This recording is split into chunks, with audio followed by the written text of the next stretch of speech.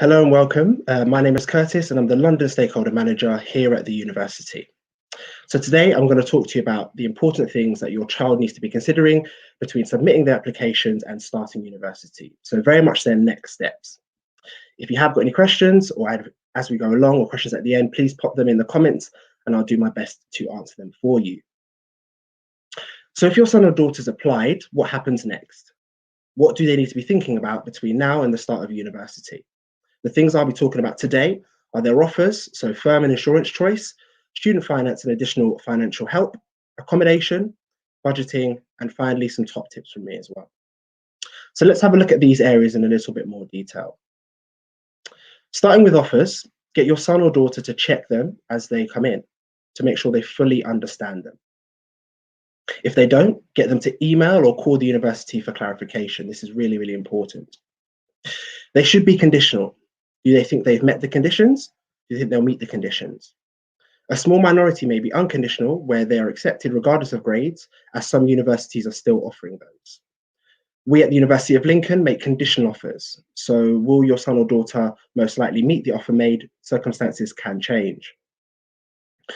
Once your child gets all their offers or decisions back from the universities they've applied to, they'll be required by UCAS to choose a firm and insurance choice. This is assuming that they've applied to 2 or more courses. If they've only applied for one and one only, it automatically becomes their firm choice. So firm then, this is the university your child will go to if they meet the entry requirements on results day. Insurance is the backup, the one on results day. If they don't meet the requirements for their firm choice, it will drop to the insurance. If the conditions are met for the insurance, it becomes their firm choice on results day. Hope I'm keeping everybody with me at the moment. Ideally, get them to think about the insurance choice too, as it's preferential for it to have a lower entry requirement. Otherwise, the insurance may reject and your child could be put into clearing. Here at Lincoln, we put students at the heart of all we do. And in response to the challenges students are currently facing, we have introduced a flexible admissions process, so a safety net, if you will, wrapped around their offer this year. This means that we will consider your child's best work to ensure that we are being fair and take account of the impact the pandemic has had on their learning and outcomes. Therefore, when confirming a place at the University of Lincoln, we will take a flexible approach across the majority of our programs. When we receive confirmation of your child results, we will consider both their actual and predicted grades alongside the personal statement and the reference. We will guarantee their place if meeting either of the following criteria. Their confirmed grades are no more than 16 UCAS tariff points below the conditions of the offer, or their predicted grades are no more than 16 UCAS tariff points below the conditions of the offer. Subject-specific requirements may still need to be met, however. If they've applied for more than 2 courses, after choosing firm and insurance, the rest are rejected by UCAS on the student's behalf. Students do need to check UCAS track on a regular basis. It's there that they'll be informed of the date they need to make firm and insurance choices. If they miss that date, UCAS will reject by default all their offers. Please make your child aware to check UCAS track on a regular basis. If it does happen to them, it's not the end of the world, however. Their firm insurance will reinstate them, but it is very stressful for the student and therefore likely for you too. And of course, more work for the university. So moving on then to student finance, and this is probably the second most important thing your child will need to do to go to university. As soon as the application cycle opens, get them to start applying. Their school or college will be notified that the cycle has started, or they can set up their own alert. They don't need to wait until their firm choice is decided either. The loans are essentially 2 separate pots of money, but students apply for them both at the same time. You need to push them to apply as quickly as possible, as Student Finance England set a deadline. This is normally the end of May, early June. If students meet the deadline with all the information that Student Finance England need, it guarantees to have their funding in place for when they start university. So why do I keep pushing start as soon as the cycle opens? Well, last year, Student Finance England told us that 50% of students left it till after the deadline had passed before starting the application, and some were still waiting for their money in November 2020. So it's talking about the 2 pots then. Pot 1 is the tuition fee loan and it's not means tested. So it means that they get what they ask for, up to a maximum of £9,250, and it's paid directly to the institution by Student Finance England on their behalf. It doesn't just pay for someone to teach your child, it pays for the teaching facilities and all other learning resources on the campus they have access to. Pot two, the maintenance load pays towards everything else, and this is rent, food, bills, social life, and transport, for instance. This time it is means tested, so the amount a student gets is dependent on where they study, live while studying, and most important, the household income of the home they currently live in. There is a guaranteed minimum amount, though, that everybody gets regardless of household income. This time it's paid into their bank account in 3 equal installments, and they can use the money as they see fit. The amount your child repays is not based on the amount they borrowed, but on how much they earn. So as of the 6th of April this year, someone earning £30,000 per annum will be paying back just £20.74 a month of their combined loans. Also, they may have a bank account already, but I would advise your child to open a student bank account as they offer overdraft facilities, better interest rates and incentives, freebies, for example, iPads to student rail cards. And regardless of whether they change to a student bank account or not, they will need an account in some form to apply for student finance. If you're thinking about additional help for your child financially, it can come from a range of sources, including Student Finance England, universities, and other organisations. Student Finance England in particular have grants to help those with a disability, childcare needs, dependent adults, and students who have an overseas placement as part of their course. More information about this can be found on the gov.uk Student Finance website. All universities will support students through scholarships and bursaries, so please check what's being offered. Here at the University of Lincoln, we have a large number of scholarships and bursaries, including 4 new Vice-Chancellor scholarships, each worth £5,000. And these are there to help cover living costs as students continue their education at degree level. All the new scholarships have been supported through a donation by the University of Lincoln's Vice-Chancellor, Professor Mary Stewart, CBE, and more details on all of our scholarships can be found on our website. There is also the £5,000 a year NHS bursary for nursing, midwifery, and some allied health courses, including paramedics. Some students may be eligible for more, and if they are, this will be calculated through their main application for the £5,000. When looking, your child needs to check the application process for all of them. When and how do they need to apply? It will vary depending on what they're looking for. The best bit about all of this is that it's non-repayable. Whatever they get, they keep. So moving on now to accommodation, and hopefully you managed to watch the previous talk, so I won't speak for too long about it. However, if your child is looking to move away from home for their university education, then accommodation is something that should be high on their and your priority list. Again, it's something that needs doing sooner than later, as most universities allocate on a first-come, first-served basis. Get your child to start looking at options for all the universities they've applied to, or if they're still pretty sure of their firm and insurance choices, definitely looking at those as a minimum. Application cycles for accommodation vary from university to university and can be quite competitive depending on the amount of accommodation the university has to offer. Options around the UK include self-catered halls, half-board, full-board, en-suite, or even shared housing.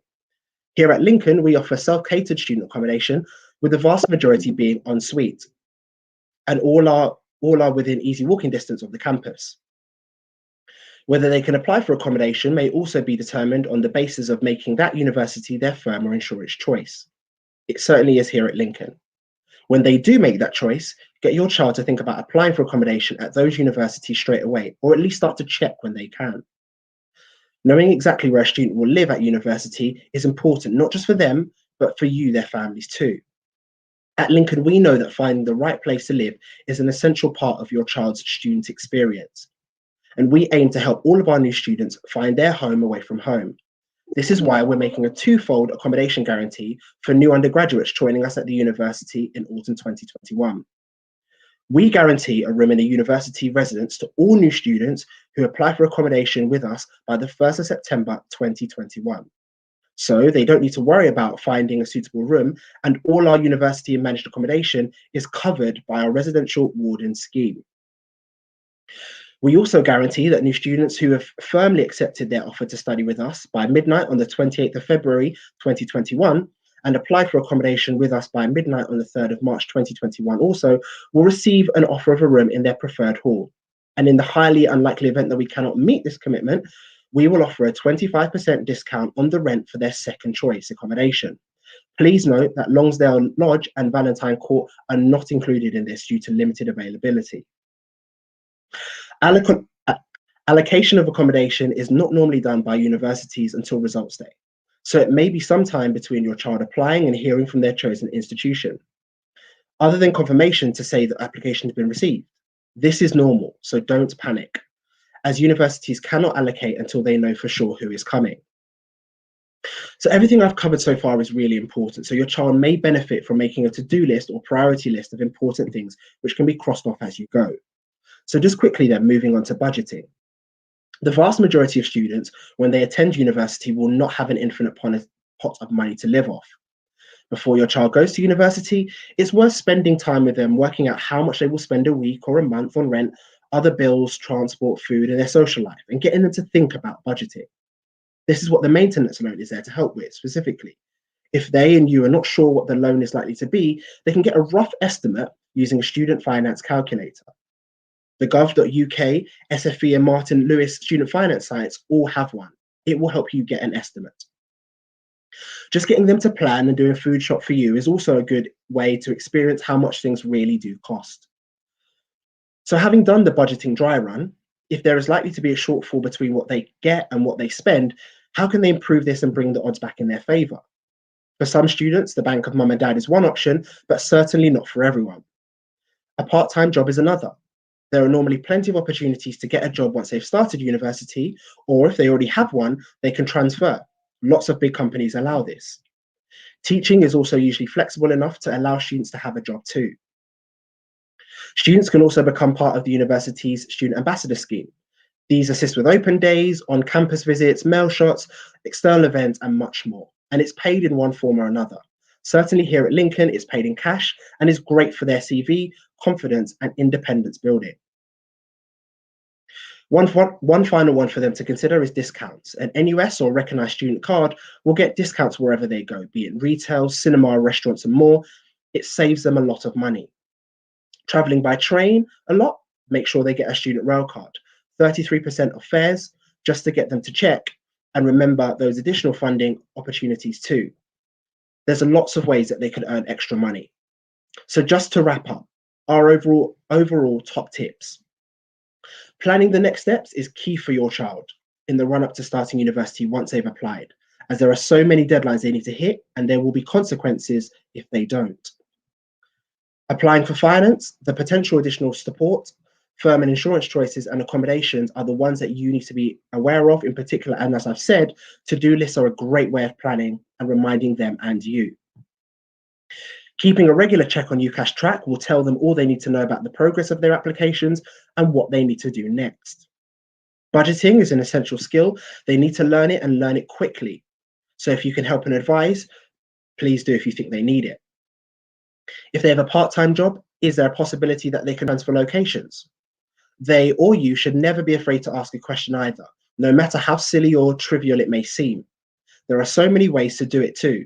Here at Lincoln, they can ask through our social media accounts, live link-ups, email, phone, through UniBuddy, which goes direct to a student. And either way, we will endeavour to answer as quickly as possible. Just speaking of social media, why not join our parents' Facebook group and get your child to join their social media groups, such as the Friends for Life, which has been mentioned earlier on today. And finally, more than anything, your support, guidance, and interest is essential to ensure that your child and you have a smooth transition into university life. Thank you again for listening, and I hope you found this information helpful. So I'm just going to go to the comment section and see if there are any questions. Fiona Jackson says, is this available on YouTube after? Yes, Fiona, this will be available on YouTube afterwards as well. Thank you very, very much, Catherine, for tuning in as well. We really appreciate it and hope you found that useful. Is